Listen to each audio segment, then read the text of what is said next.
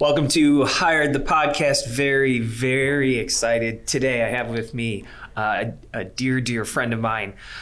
You may recognize her from Forbes, Real Simple, Fast Company, an illustrious TEDx speaker, 2 times by the time this podcast drops, and author of the forthcoming book, Good Awkward, to be released early next year in 2023.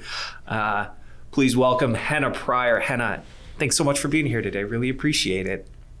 Thank you for having me. I love that we've stayed in touch in the last year plus, and it's been fun to watch you take on bigger, newer, probably awkward, leaning into your edge endeavors. So excited to be here. Well, I know you love awkward endeavors. I mean, you had a tremendous career, 14 years as an executive recruiter, wildly successful.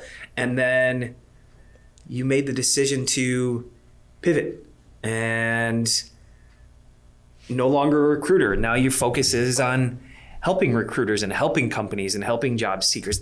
Talk to me about that awkward transition and what brought you here today. Yes. Oh, that is a perfect way to describe it. It was an awkward transition. And, here's the thing. Anything worth doing is, right? Anything worth doing is always going to feel awkward, uncomfortable, slightly imperfect, slightly inelegant. So as you said, I spent 14 years in the staffing industry. I was with Kforce, which is, a large $2 billion publicly traded company. And I was fortunate to find that relatively early in my career. I actually graduated with a degree in finance, worked for Ernst & Young for a couple of years in Philly. Anyone who knows me will probably agree that I do not have the personality to be an auditor. So that was not super long-lived. That was a few years. But a former manager at EY had said, hey, I work over at Kforce. I do recruiting for finance and accounting. Why don't you consider this? And, every part of me said, I'm a CPA. My immigrant parents are so proud of this global accounting firm that I work for. How could I? And at the time, the market was so good that it was sort of, why not try it, right? Why not try it, see how you like it? Long story short, that was 14 years of one of the best careers I could have expected to, who knew? I don't think any of us who get into staffing expect it to be what it is at all. I mean, I'm curious, was that your experience when you entered the industry too? No, I mean, nobody, No? Not only that, but nobody gets into staffing ever plans on getting into staffing. You have a degree in finance, Sure. Did a couple of years in that.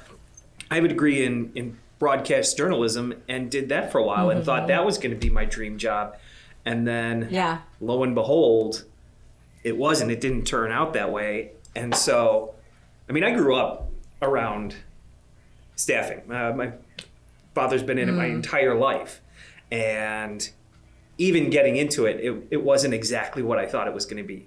Even after, at that point, being around it for almost 30 years. So it was nothing like I thought it was going to be. Yeah, it's interesting that, you at least had more awareness because of having grown up sort of in and around the industry. I'll tell you, staffing was not an industry that was even in my peripheral vision. Forget about an option on the menu. I don't even think I had really heard of it. I think I heard temp agencies, things at a very, very high level. But growing up, it wasn't a job that was on my radar. And, anybody who is a firstborn of immigrant parents will, kind of lovingly chuckle at the familiar refrain of our choices were doctor, lawyer, engineer. That's what we were sort of pushed towards. And so I ended up with finance. My parents were very supportive of that choice. Ultimately, I want to be clear, my parents were very supportive of all my choices. They gave me a lot of agency, but staffing wasn't on any of our radars. And, at 20-something, realizing that there was an enormous skill that I seemed to have in that space of, understanding people, having the right types of conversations, feeling like I was still using my industry knowledge and being really helpful, that ended up being the best decision of my life. It was 14 of the best years that I could have ever asked for, until I realized for the last 2 of those years that no matter how much I loved it, no matter how financially lucrative it was, there was a part of me inside screaming that I knew I was capable of doing something bigger, something more. And that voice became harder and harder to ignore. Hence the pivot and where I am now. So was there a Was there a moment, was there a genesis event that made you say, I'm going to close this door and open a new one and see what's behind it? There were a couple of genesis events. First things first, anyone in staffing will tell you that it is a tough job. It is a hamster wheel that is difficult to get off of. There is no, I've closed my business for the month and now I can go put my feet up and have my ice cream and take the rest of the month off, right? You close one and it's on to the next. So there was part of me that was doing all of that while raising babies and toddlers. My kids are now 12 and a half and 10. So the entirety of my career, I was balancing the career with parenting little ones. And one of those pivotal moments for me was truly, and this sounds cliche, but this is actually how it happened. I went out to my driveway, walked down to the driveway to the mailbox, checked the mail, looked up for a second and noticed a cloud. And I realized it was the first time I had looked up and noticed a cloud in years. Like not in months, not in weeks, in years. I hadn't noticed the shape of the clouds in years. And I realized that something had gotten away from me, right? Something had gotten away from me. And it's not to say that I could not have recalibrated my staffing career to create more space for that. I could have. That was one option on the table. But I think that moment also helped me realize that part of the reason I hadn't done that is because I was running away from this other bigger calling that was starting to nag at me. It was easy to stay busy and distracted with what I knew I was good at and was going to receive accolades for and be successful at versus answer this uncomfortable new calling that was telling me to try something new and different. But once I felt that, I couldn't unfeel that. I knew I had to do something differently. So what do you say to people out there right now who are in a comfortable position? They're in a job that they're successful at. They're in a job they're doing well at. They have financial responsibilities and obligations, but they feel that nagging at them, that something tugging in them. How does one... it's no matter what, it's going to be a risk anytime you make a change like that. Sure. But how do they best prepare themselves for that risk to follow their passion and still be able to live their responsibilities? Yeah, it's a great question. Comfort zones are intoxicating. I want to just own and say that my comfort zone, for lack of choosing new words, was very comfortable. I liked it there. It felt nice. And my comfort zone, beyond being familiar, there was a lot of my identity tied up in that comfort zone. Henna, the top producer at K-Force. Henna, who will always deliver in Philly Metro. Henna is known for XYZ. And so when we think about taking these risks, I think the first thing to know is just that we tie a lot of our inherent identity up with what we do, right? And so the first step for me was recognizing, okay, for a long time, Henna, you've gotten these two things very fused, who you are and what you do. What might it look like to start giving airtime or journaling or talking to a friend or whatever it is about who are you without work, right? So I first had to have those conversations, which were not terribly easy because the two things were so entangled. But the second thing I'll say from a tactical standpoint is, I didn't just go backwards off the cliff and say, let's try something new, right? Let's see, let's take the risk. No human, innately, unless you are a thrill seeker of that nature, most of us don't feel good doing that. And so I mentioned that it was the last 2 years that I started to feel something pulling. And over those 2 years, I started scanning. I started thinking, what are the things that I like to do? I started hiring coaches. What am I good at? And in that process, I started to enroll myself in an executive coaching certification. I was still at K-Force when I did that. I started to explore what are some other avenues that might be tangential to this where I could use my skill set. Start exploring while you're still comfortable. No one's saying to leap without a parachute, but start the exploration while you're still comfortable and do it slowly over time.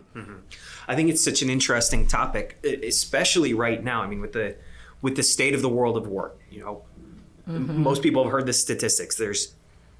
There's 2 open jobs for everybody looking for a job right now. And so now is probably, if somebody is considering a pivot, now is about as good of a time as you could possibly imagine to do that.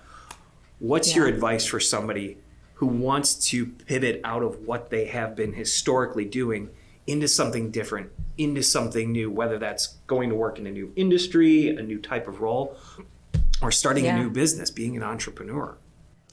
Yeah, I think the word you chose is extremely important in this context. I think people, when they get freaked out about making a career change, they think of it as this 180 career change, even if it's in the same industry, even if it's in the same line of business. Human beings, our reptilian brains, we catastrophize. This is going to be really different than what I know. This is going to be so far outside of my comfort zone.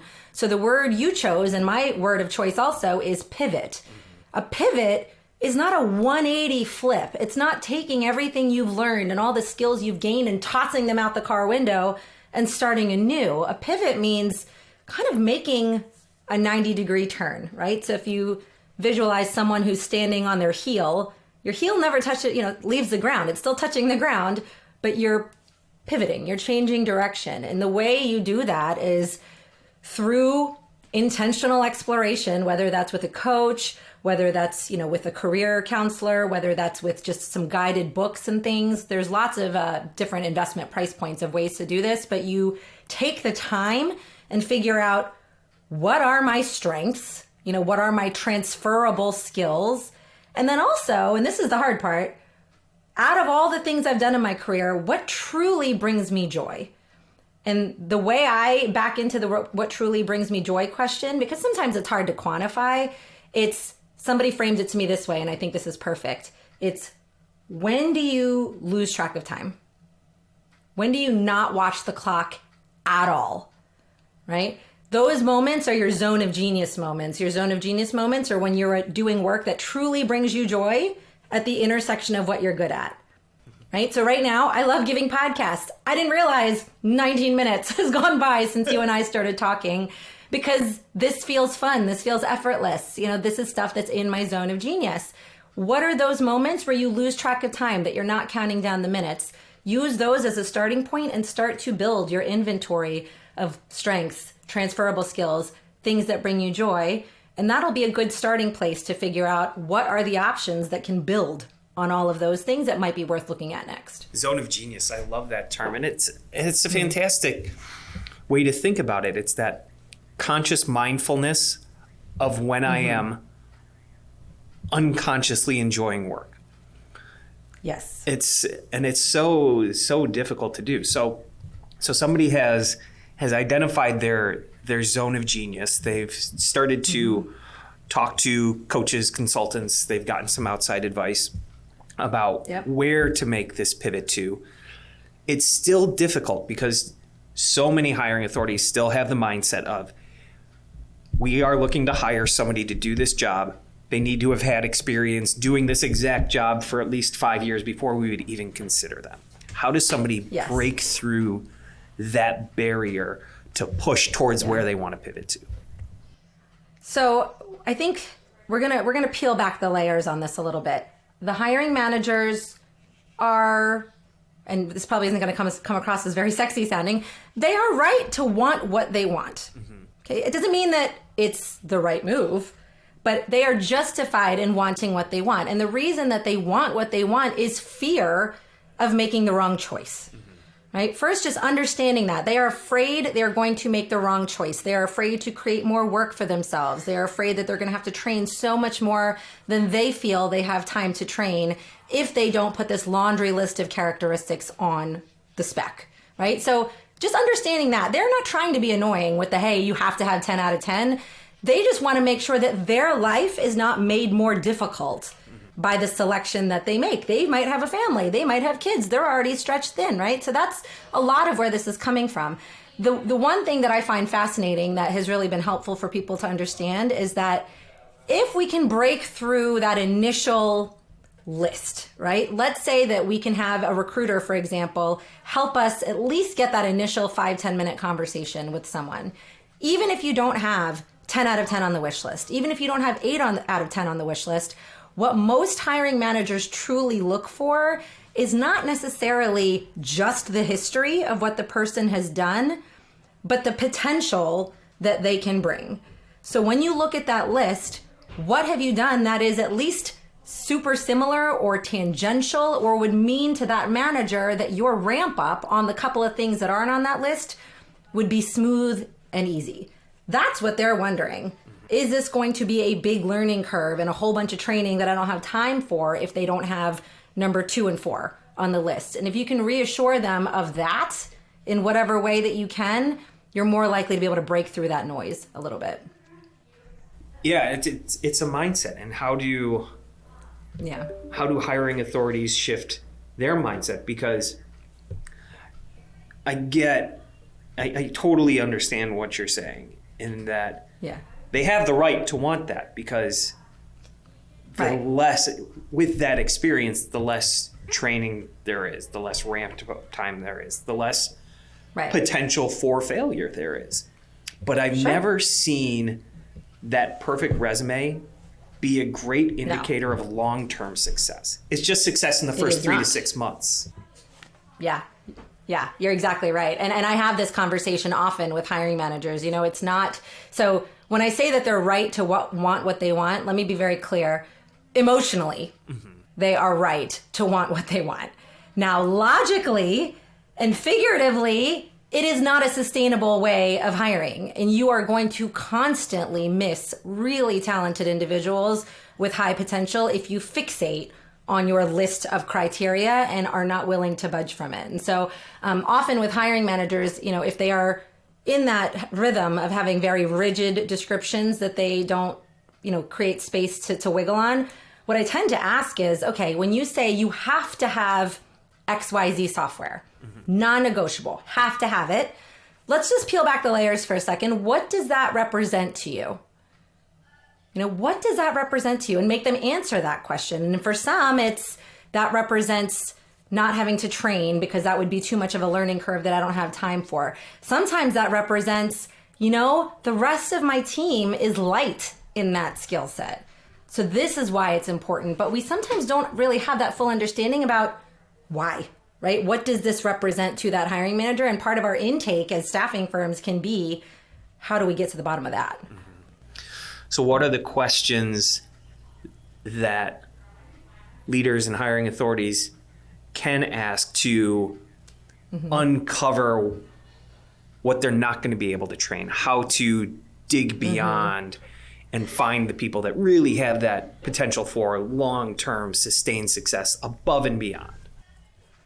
Yeah, I mean, my favorite questions always involve some version of asking a question that helps expose a candidate's learning mindset or growth mindset, right? Can you tell me about a time where in a new position or a new opportunity that you were approached, or had to use a software or a system that you had never seen before? What did that look like as you got, accustomed to the system? Can you tell me about a time where you were working globally with a team that you had never met, that maybe there were language barriers? What did that look like? If you've never worked with a team globally and had that exact issue, can you tell me about a time where you worked with someone different out of department and maybe ran into similar issues? The goal is not to say questions not to ask questions that essentially get at, have you done this before? The goal is to ask questions in such a way that what you can actually glean from it is this something you can do? And have you done something in the past that would lend itself to explaining that this is something that you can do? And that way you don't screen out really talented people that could jump in and figure that out in 2 seconds. You just have to give them the chance. Have you noticed a shift in the world of hiring where more people, more companies are adopting this mindset and being more open to more diverse experiences, as opposed to the old industrial revolution mindset of, we need this experience in order to be qualified to be considered for the job? Yeah.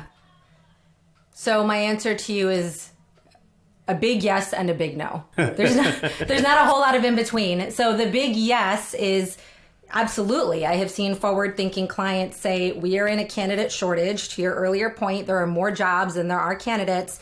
in order to attract the best talent we can, we have to be a little bit more flexible in our thinking. We have to widen the aperture a little bit. And there are companies that are doing that extremely well and are not having the difficulties hiring that other companies are. On the other side of that equation, my big no is, there are whispers of the big R coming up. There are people who are starting to get nervous again. And when those clients that are faced with uncertainty or ambiguity start to feel that, one thing that some people do is they anchor back in what they know, right? They double down on, this is what has worked for me in the past. This is what has been successful before. I can't make any other changes now. Not when other things are threatening to change. I can't add more change to my plate. So you pretty much see one of two approaches. There's not many that are hanging out in that middle ground. It's either we're really going to widen the aperture and be more flexible about the way you think about this, or we're not budging at all. But there's not a whole lot of in between. Yeah. What do you see for the future of the world of work? When you look in your crystal ball, what does the next 6 to 12 months look like for job seekers and hiring authorities? I love that question. I think there's a couple things that to me feel really pertinent right now in the world of work. One is the way we communicate with each other. I am, this because I've worked with you on this and your team before, but I am hell bent on people understanding the way we need to communicate digitally now. Especially with the 50+% of the population now being millennial Gen Z in the workforce, we are looking for warmth and we are looking for care, not just in a face-to-face meeting. We are looking for it in other ways. So if hiring managers are trying to attract the best talent and are writing messages or leaving texts that come across as very robotic and clinical and stale, these are things that will absolutely make it so that they are not attracting the best talent. Are they making efforts to create a voice that extends beyond a live interview? If they haven't, I think there's a big missed opportunity. That's number one. Should I pause for a second before I keep going? No, you're good. Yeah. Okay. Number two, and I think this is just a function of the time that we live in, is I think we're still in this uncertainty around the best way to work. I think there's some industries that really need to be office first cultures. That's the nature of the business. That's the nature of the industry. I think there are others where remote first is wonderful.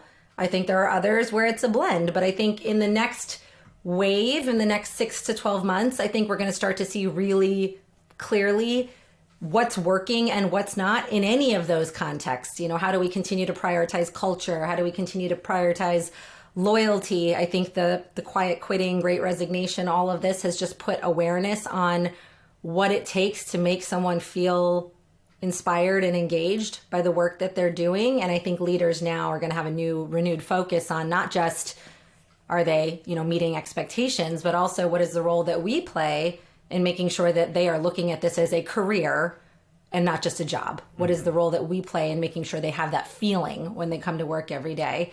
And I think that priority will continue to be paramount in the coming months. Yeah. I really hate the term quiet quitting. I think it's a flashy headline. I think some copywriter came up with that alliteration and said, "Oh yeah, this one's going places. This has some staying power," because I don't think it's quiet quitting. At least not in my experience. I think it's an understanding and a realization that people aren't going to kill themselves for work that they're not going to be recognized or rewarded for. And companies had that expectation too long that going significantly above and beyond was expected, was the norm, and to not be rewarded and not be compensated for it. And employees realize they have the power, especially now. They have the power. I'm going to do the job that I am asked to do, that I am compensated for, and that I am recognized for, but I'm not going to kill myself to go above and beyond on the vague promise that someday I might be recognized, I might be promoted, I might get more money for this. Yeah, I think that's exactly right. And I won't rehash what was shared in a different podcast because I think people can go listen to it. But there was a beautiful podcast that Brene Brown had a conversation with Adam Grant and Simon Sinek. And I think what stood out to me in their conversation was quiet quitting is also a really umbrella term. It's everybody is quiet quitting. Well, really, there's a few different ways it can look. One is people finally setting the boundaries that they so desperately needed, right? And I think you kind of just started to allude to that, which is going above and beyond for what, right? Mm-hmm. So it's setting those boundaries. But the other form of, whether we call it quiet quitting or something else, is just disengagement. People not finding meaning in the work that they're doing. I think that first one, boundary setting in a way that feels healthy, sustainable, that's great. I think the world could use more ways of people being able to work hard and smart through setting effective boundaries that make sense for the whole company, for the culture. I'm here for that. Mm-hmm. Disengagement, if somebody feels no passion, no meaning, no oomph in the work that they're doing, that's a much bigger problem. And that's something that leaders need to address in a very different way. Yeah, and that's somebody that shouldn't quiet quit. They should just quit. They should just quit. They should just leave. Yeah. So how do leaders do that? And with millennials and Gen Z making up so much of the workforce, this is a generation that I love. These generations. I think there's so much energy and there's so much passion. If that passion is there, how can leaders? Part of me wants to say convey, but you can't convey it if you don't have it yourself. But how do leaders, let's assume they have the passion for argument's sake. You are such an expert on communication. How do they communicate that passion to the people who have chosen to work for their organization? Yeah, I love that question. I think what's underneath of it, at least what I'm hearing from you that's underneath of it, really is also driven by perceived generational differences, right? There's been a lot of conversation right now around the generation gap and how do we solve for these differences in the generation gap. Ultimately, what we forget is that we all generally want the same things, right? We all want to do work that feels meaningful to us. We all want to make a contribution that somehow makes the company better. Most of us don't join professional companies because we want to be slackers who, don't want to do meaningful work. I think that's an unfair assumption on anybody's part, no matter what age they are. But I think what is important is understanding what's behind some of the goals. So, Gen Z and millennials are often unfairly painted as lazy. They don't want to put in the work, right? Question number one as a leader is any part of me, even a tiny little sliver, does any part of me believe that? Right? Does any part of me believe that? And if even the smallest corner of your brain believes that, then we've got to do that mindset work first, because you're already giving this person an unfair advantage or disadvantage. They're not starting from a place of benefit of the doubt here if we're already even a sliver assuming that about an entire swath of people. So that's number one. And then number two is just understanding, and as a leader, doing a little bit of the research on what motivates people. What motivated baby boomers was very different. Baby boomers, because they saw their parents in the Great Depression. Boomers, exactly. They were motivated by money, by financial stability, by, company stability. They wanted to stay at the same company for 20 years. That is a direct function of what they observed growing up. That's not a coincidence. It's a direct function of what they observed and what their parents went through. Understand now that millennials and Gen Z did not grow up watching their parents financially insecure in the way that those people did. So they are motivated by something very different. They want things like meaning in their work. They want to know that there is mission, there is purpose. And so I think first it's just untangling, and as leaders doing the work to recognize people are motivated by different things. Take the time to figure out what the people in your organization are motivated by. Don't assume that because they were born in XYZ year. It may be right, it may not be. May be right, it may not be. It's interesting to look at the generations and see the hierarchy of needs.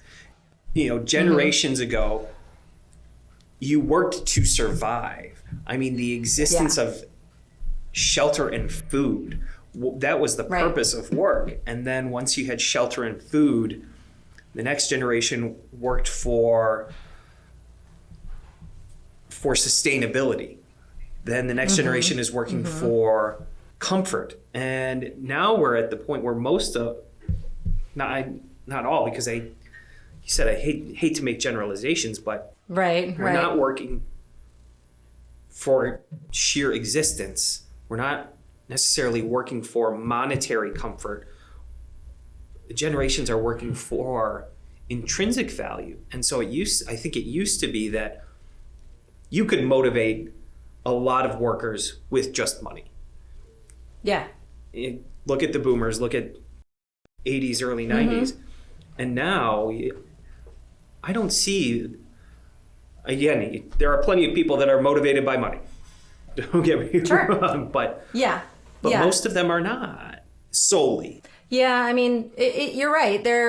It's less than it used to be, or at least less than, in generations past for sure than it used to be. In the pandemic, people did a reevaluation of priorities. And for many who were previously motivated by money, this life-changing thing we all went through changed our primary values of what mattered most. There was this idea in the past that values throughout your life generally were a constant, right? If these were your primary values, they tended to, with a little bit of change depending on life circumstances, these tended to stay your top values.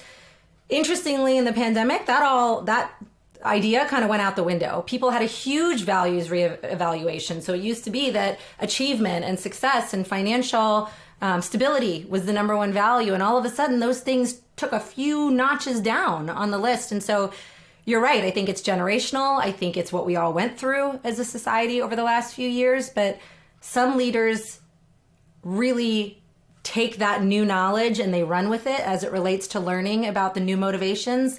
Others, for whatever reason, whether it's on purpose or not, it's often not on purpose, they anchor back to what they knew then. And they use that as the same kind of interview tactics, the same motivators. And then they wonder, why can't I keep these folks, or why can't I attract these folks? And that's a big part of it. Well, I wonder how often leaders have the conversation with people, on one-on-one conversation about what actually motivates them, what gets them excited, what do they want their future to look like, and how often do they lead to that versus reverting back to what they knew. Could I run an exercise with you in real time right now? You betcha. Okay, so I will say that leaders don't have that conversation sometimes because they don't know how to have it, but also I don't think it's fair to assume that even if let's say I'm a candidate interviewing with you, Travis, and you said, what are you most motivated by, or what are your values? I may not know how to answer that, right? So there's a way that we can back into that though. So we're just gonna do this in real time right now, and we're gonna do a little abridged version of it. Travis, if you could tell me one of your biggest career highlights, just a moment that stood out to you. One of my biggest career highlights, it would be standing up on stage in front of all of MRI Network pace setters, President's Club winners, and recognizing the people from Miller Resource Group who were there and what they have accomplished, and having this tremendous group of people standing up on stage next to me, and the only reason I was up there was to celebrate them and what they had accomplished and what their accomplishments represented for the rest of the world, what they have accomplished by helping so many companies and helping so many candidates find great work that they were passionate about, and them doing things that they were passionate about and recognizing their accomplishment. It's one of the prouder moments that I have had in my career. I love that. Okay, so when I run this exercise with leaders, I actually usually have them ask for 3, but we're doing a quick version of this. So just in that one answer, Travis, I heard a potential, if I was fishing for values, I heard a potential for someone who really values working in an organization where they can have sort of influence over the mission, right? This wasn't a Travis effort. This was the team is working towards a greater mission, which made you feel really proud, right? So that was something I heard.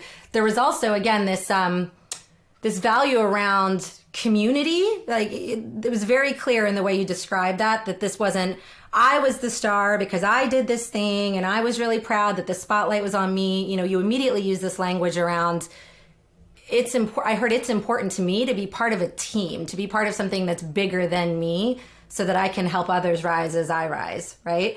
Those, in just one story, I was able to mine a little bit, to excavate a little bit for what motivates you.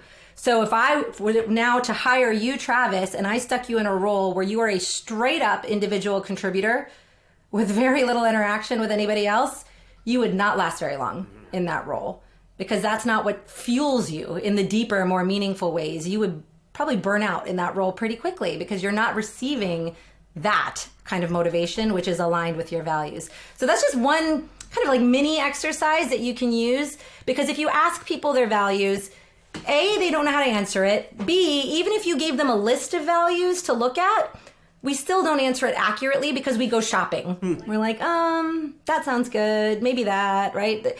But if you ask what are some career highlights, they kind of come out organically. I could hear in your story, what are those things that make you get up in the morning?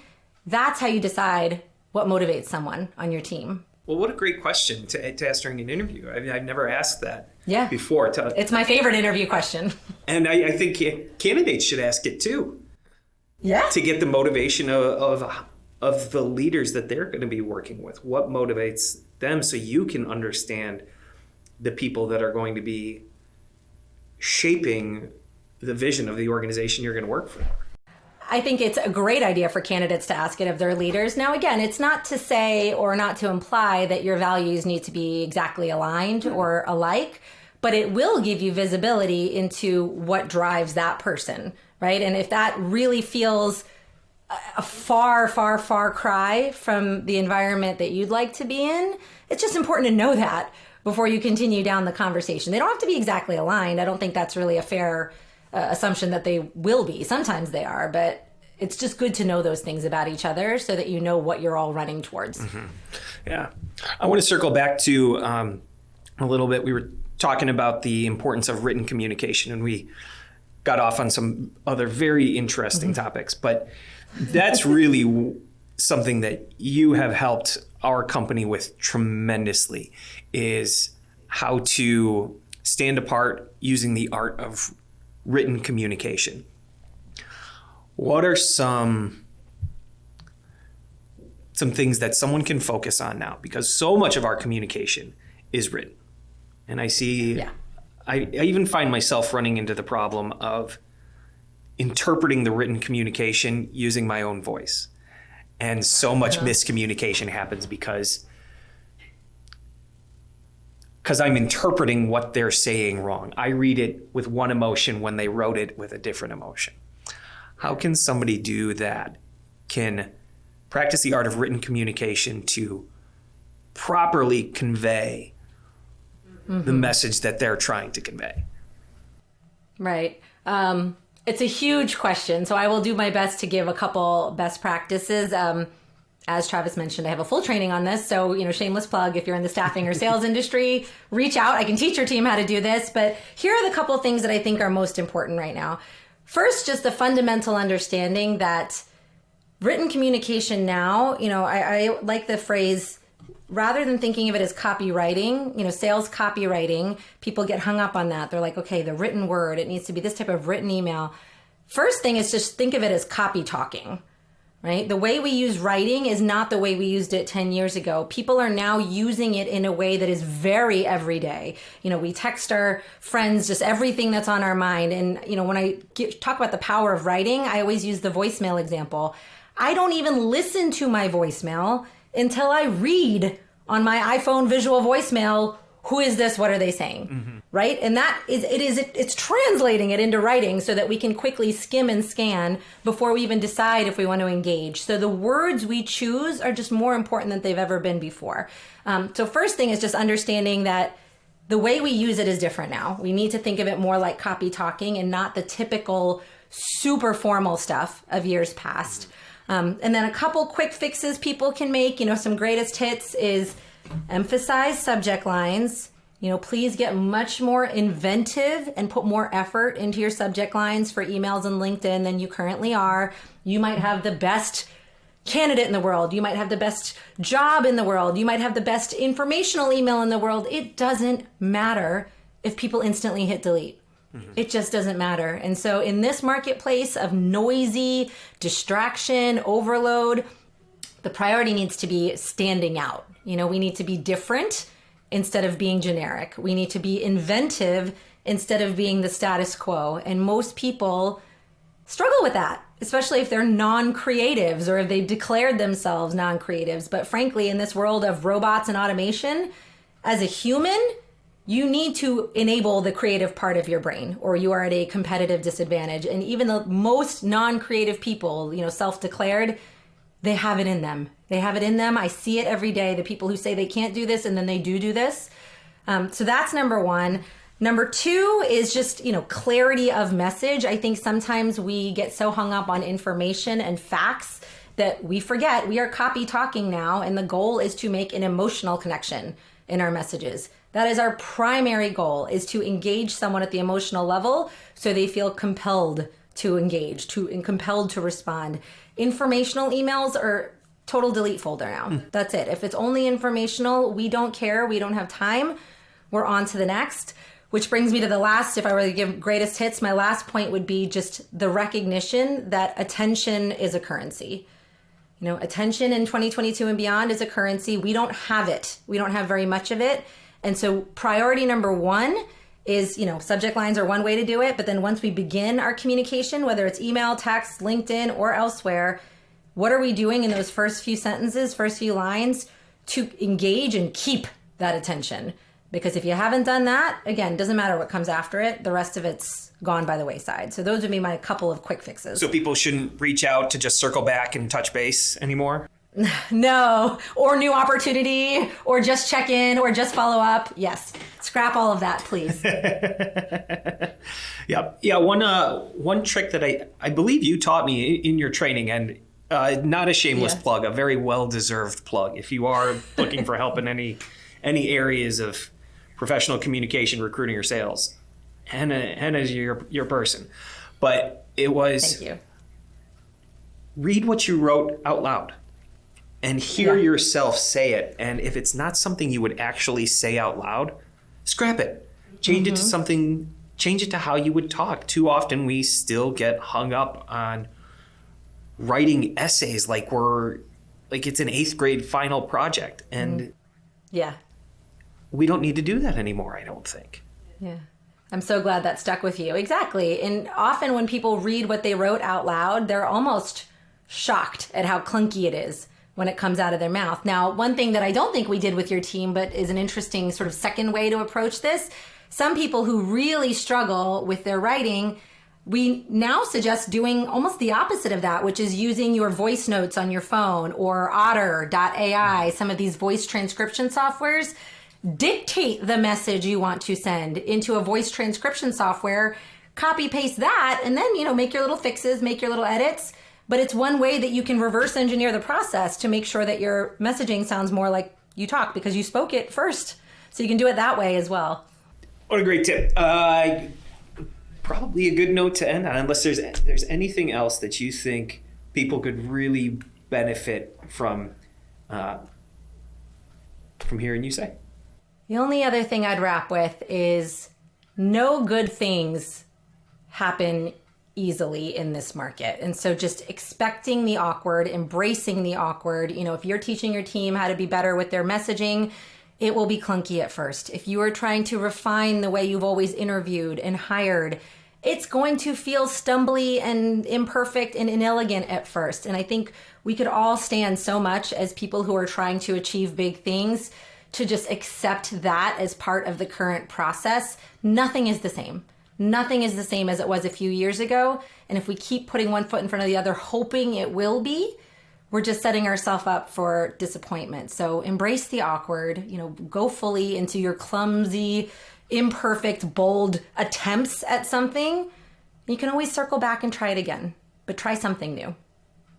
Henna, thank you so much for joining me today. Really appreciate it. What a great conversation. Keep your eyes open for Henna's TEDx talk, which should be releasing any day now, if it's not already out by the time this podcast is out. Look for her book, Good Awkward, coming in 2023. I want to plug another podcast that I heard you on Work and Revolution with Debbie Goodman. We didn't talk about it at all today, but salary negotiation and particularly closing the wage gap, what an incredibly important topic. And I thought that podcast was incredible. I highly encourage everyone to seek that out as well. And thanks so much for being with us here today on Hired the Podcast. Please, got to close with it. Make sure to like and subscribe, I suppose. Thanks so much. Thanks, Travis.